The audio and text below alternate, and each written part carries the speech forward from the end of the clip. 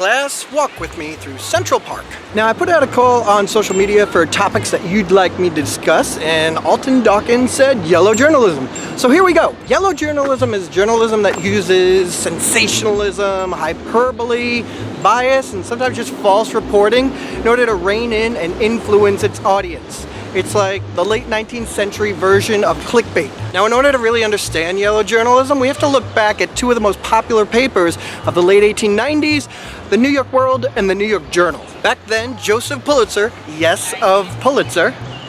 Hello, puppy. Yes, back then, Joseph Pulitzer, well, he owned the New York World. In that paper ran a comic strip called Hogan's Alley, which featured a super popular character called the Yellow Kid. And that comic strip helped the paper sell millions of copies because entertainment options were really limited back then. Enter William Randolph Hearst. Yeah, the guy Citizen Kane is based on. Now, Hearst owned the competing paper, the New York Journal, and he actually hired the artist of Hogan's Alley away.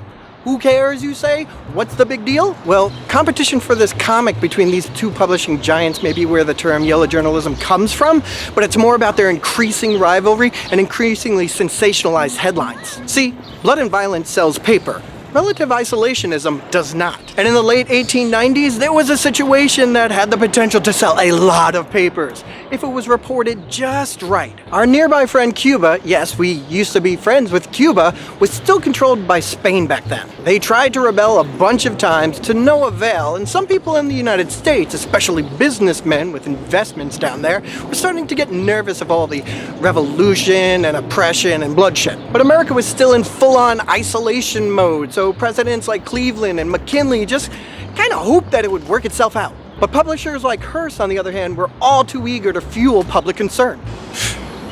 Bug in my mouth.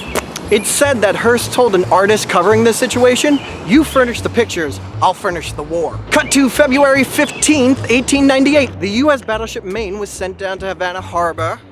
The U.S. battleship Maine was sent down to Havana Harbor with a mission to protect American citizens and American property. And then it blowed up, killing 260 crew members. Publishers like Hearst quickly blamed the Spanish, even though they didn't have any of that, what's it called? Oh yeah, evidence. Soon, "Remember the Maine" became a rallying cry all across America. And while it may be a stretch to say that yellow journalism started the Spanish-American War, it definitely pushed it in that direction. So that's yellow journalism for you. What other topics do you want me to do? Because I'm going to be doing these kind of videos all throughout the summer, plus some more experimental stuff as we get ready for the fall semester starting August 23rd. I got a ton of great songs, great skits, and awesome videos planned. You can follow me across social media at MrBettsClass. Be safe, and I'll see you next time.